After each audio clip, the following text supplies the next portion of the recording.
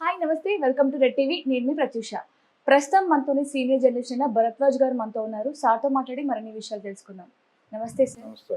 Sir, ప్రస్తుతం అయితే మన తెలంగాణలో సీఎం రేవంత్ రెడ్డి గారు డ్రగ్ రహిత తెలంగాణగా మార్చడం కోసం చాలా కార్యక్రమాలను ప్రవేశపెడుతున్నారు. దానికి చాలా మంది సెలబ్రిటీస్ కూడా హాజరవుతున్నారు. మరి దీని గురించి కొంచెం మన ప్రజల కోసం చెప్తారా? డ్రగ్ రహిత తెలంగాణ లేకపోతే డ్రగ్ రహిత భారత్ అనేటువంటి ఐడియాలజీ బాగానే ఉంటుంది, కానీ అది ఇంప్లిమెంట్ చేయటం, అసలు డ్రగ్స్ ఈ స్థాయిలో సర్క్యులేట్ ఎందుకు అవుతున్నాయి, ఎలా అవుతున్నాయి అనే దానికి సంబంధించినటువంటి ఏ రకమైనటువంటి వివరాలు ప్రజలకు తెలియదు. ఎందుకు సరఫరా అవుతున్నాయి, డ్రగ్ కన్జ్యూమ్ చేయటం అనేటువంటిది గతంతో పోలిస్తే ఇటీవల కాలంలో విపరీతంగా పెరిగింది. ఈ పెరగటం అనేది పర్టికులర్గా గత 15 సంవత్సరాల నుంచి చాలా విపరీతంగా పెరిగింది. ఈ పెరగటానికి కారణాలు ఏమిటి, వీటి మీద అధ్యయనం జరగాల్సినటువంటి అవసరం ఉంది. అంటే ఈవెంట్ చేసేసి, లేకపోతే డ్రగ్ రహిత తెలంగాణ కోసం మేము ఇది చేస్తున్నాం అది చేస్తున్నాం అని హడావిడి చేసి, ఏవో 4-5 పబ్బుల్లో రైడ్లు చేసేసి, ఒక 5-6 సినిమా సెలబ్రిటీసు లేకపోతే ఈ కాలేజీ స్టూడెంట్స్ ఇలాంటి వాళ్ళని ఎవరినో పట్టుకుని వాళ్ళ మీద కేసులు పెట్టేసి అంటే చేతులు దులిపేసుకునేటువంటి ప్రయత్నమే జరుగుతూ వస్తుంది ఇప్పటిదాకా. ఇది కాదు చేయాల్సింది. అంటే ఈ కార్యక్రమాలు కాకుండా నిజంగా సీరియస్నెస్ ఉంటే ప్రభుత్వానికి డ్రగ్ కన్జంప్షన్ ఎందుకు పెరుగుతోంది అనే దాని మీద ప్రధానమైనటువంటి అధ్యయనం చేయాల్సి ఉంది.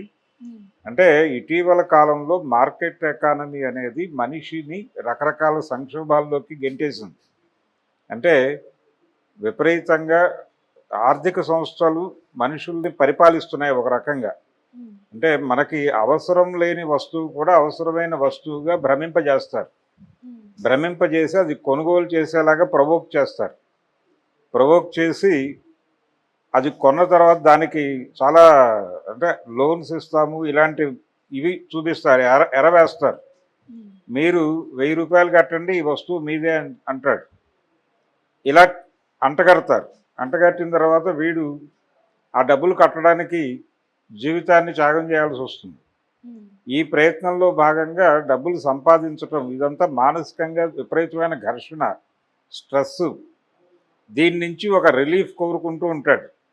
ఆ రిలీఫ్ కోరుకునే ఏరియాలో మళ్ళీ వ్యాపారమే. ఈ ఇటీవల కాలంలో అంటే 90 దశకానికంటే ముందు ఉన్నటువంటి డ్రగ్ కన్జ్యూమ్ చేసేవాళ్ళు మాత్రమే కాదు, మద్యం తాగే వాళ్ళ సంఖ్య కూడా 90లకు ముందు కంటే కూడా ఇప్పుడు పెరిగింది. ఇప్పుడు విపరీతంగా పెరుగుతూ వస్తోంది, ఇంకా పెరుగుతుంది కూడా. అంటే మందు తాగటం అనేది ఇంటింటి ప్రోగ్రామ్గా మారిపోయింది. గతంలో ఎవరో ఇంట్లో ఒక 5-6 ఫ్యామిలీస్లో ఒకడు ఉండేవాడు. ఇప్పుడు పరిస్థితి ఏంటంటే ప్రతి ఇంట్లోనూ ఒక హోమ్ బార్ వెలిసేటువంటి పరిస్థితి వచ్చేసింది. ప్రతి డ్రాయింగ్ రూమ్లోనూ బాటిల్స్ ఉంటున్నాయి. తాగటం అనేది తప్పు కాదు అనే పరిస్థితికి వచ్చేసింది సమాజం.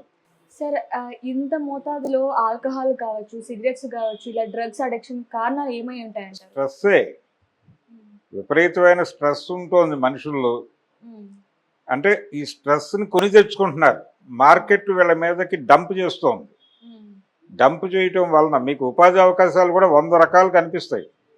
ఇప్పుడు ఒకప్పుడు ఎలా ఉండేదంటే ఉద్యోగం దొరకటం చాలా గగనంగా ఉండేది. ఇప్పుడు ఆకలి రాజ్యం సినిమా ఆ టైంలో వచ్చింది కాబట్టి చూశారు. ఇప్పుడు ఆకలి రాజ్యం అంటే ఎవడు నమ్మడు. ఇప్పుడు పని చేసేవాడికి పని దొరుకుతుంది, ఏదో పని. అంటే ఏ పని చేయటానికైనా మీరు సిద్ధపడితే పని దొరుకుతుంది. ఈవినింగ్కి మీరు డబ్బులు సంపాదించుకోగలుగుతారు ఏదో పని చేసి. ఈ పనే చెయ్యాలి అనుకోకూడదు. ఇది మార్కెట్ ఎకానమీ మన జీవితాల్లో ప్రవేశపెట్టిన సూత్రం. మరి ఈ అడిక్షన్ ని గవర్నమెంట్ ఏం చేస్తే తగ్గించగలరు అని మీకు అనిపిస్తుంది? అంటే ముందు మనుషుల మీద మార్కెట్ ఒత్తిడి తగ్గించాలి. మార్కెట్ ఒత్తిడి తగ్గించడం అనేది ఈ ప్రభుత్వం చేయగలరా అనేది ప్రశ్న. చేయలేదు. అందుకని వీళ్ళు ఏం చేస్తారంటే నిజానికి డ్రగ్స్ సరఫరా వెనకాల ఇంత విశృంఖలంగా డ్రగ్స్ సరఫరా అవుతున్నాయంటే దీని వెనకాల రాజకీయ నాయకుల ప్రమేయం లేకుండా ఉండదు. రాజకీయ నాయకుల ప్రమేయంతోనే డ్రగ్స్ అనేవి సరఫరా అవుతాయి. ఒక పోలీస్ స్టేషన్లోనో లేకపోతే ఆ పరిధిలో డ్రగ్స్ పట్టుకుంటారు. పట్టుకున్న తర్వాత ఎవరో ఒకళ్ళు ఇన్ఫ్లుయెన్స్ చేసి దాన్ని ఏదో పద్ధతిలో బయటకు తీసుకొస్తారు. ప్రతి చోట అంటే అనేక పోర్టుల్లో డ్రగ్స్ పట్టుబడ్డాయని వార్తలు వస్తాయి మనకి. కానీ ఆ డ్రగ్స్ ఏం చేశారు అనేది ఎక్కడ రికార్డు కాదు. అంటే దాన్ని తీసుకెళ్ళి సముద్రంలో పారేశారా, ఇంకెక్కడైనా నాశనం చేశారా, తగలబెట్టారా, ఇలాంటి వార్తలు మనం చదవం. డ్రగ్స్ పట్టుబడ్డాయి అని మాత్రమే చదువుతాం. ఆ పట్టుబడ్డ డ్రగ్స్ మళ్ళీ వచ్చేస్తాయి సర్క్యులేషన్లోకి. ఈ రావటం వెనకాల పొలిటీషియన్స్ ప్రమేయం అనివార్యంగా ఉంటుంది. డబ్బులు ఉంటాయి దీని వెనకాల, విపరీతంగా డబ్బులు వస్తాయి వీళ్ళకి. డ్రగ్ బిజినెస్ నుంచి వచ్చే డబ్బులు రాజకీయాల్లో విపరీతంగా పెట్టుబడిగా మారుతోంది. ఇది వాస్తవం. అది కాంగ్రెస్ పార్టీ అయినా బీఆర్ఎస్ అయినా అన్ని పార్టీలకి దీనిలో వాటాలు ఉన్నాయి. ఈ పార్టీ ఆ పార్టీ అంటానికి లేదు, అన్ని రాజకీయ పార్టీలకి డ్రగ్ బిజినెస్లో షేర్లు కలవు. అందుకని వీళ్ళు ఏం చేస్తారంటే అప్పుడప్పుడు ఇలా ఈవెంట్స్ చేసి, అలాగే సినిమా సెలబ్రిటీస్లో ఇప్పుడు మొన్న శ్రీరామ్ అనేటువంటి నటుడు చెన్నైలో దొరికాడు డ్రగ్స్తో. దొరికాడు, అతను ఒప్పుకున్నాడు కూడా, నేను కన్జ్యూమ్ చేయటమే కాదు, నేను పెడ్లర్ని కూడా అన్నాడు. అంటే సర్క్యులేట్ చేస్తాడు కూడా, అతను అమ్ముతాడు. ఆ బిజినెస్లో ఉన్నాను నేను అని చెప్పి ఒప్పుకున్నాడు. అతను కన్ఫెషన్ స్టేట్మెంట్ ఇచ్చాడు. నేర అంగీకారం అంటారు దాన్ని, నేర అంగీకారం చేశాడు అతను.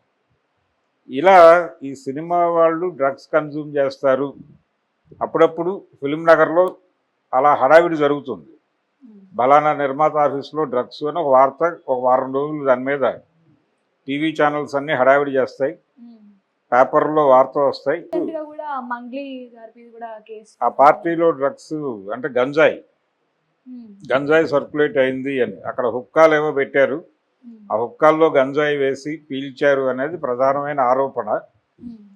అయితే ఈ డ్రగ్స్కి సంబంధించి అడపాదడపా స్కూళ్ళు కాలేజీల మీద దాడులు జరుగుతాయి. అంటే మనకి ఒక నేరేటివ్ని బిల్డ్ చేశారు వాళ్ళు. డ్రగ్స్ అనేది విద్యార్థులు, సినిమా తారలు మాత్రమే కన్జ్యూమ్ చేస్తారు. ఆ డ్రగ్స్ నైజీరియన్స్ మాత్రమే అమ్ముతారు. నైజీరియన్స్ మీద కేసులు పెడతారు. అది ఒప్పందం కేసులు లాంటివి. అంటే వాడికి ఏ సంబంధం ఉండదు, కానీ వాడు కోర్టుకు వెళ్ళి అంగీకరిస్తాడు. ఇది నేనే సర్క్యులేట్ చేశానండి, నేనే ఇచ్చాను అంటాడు.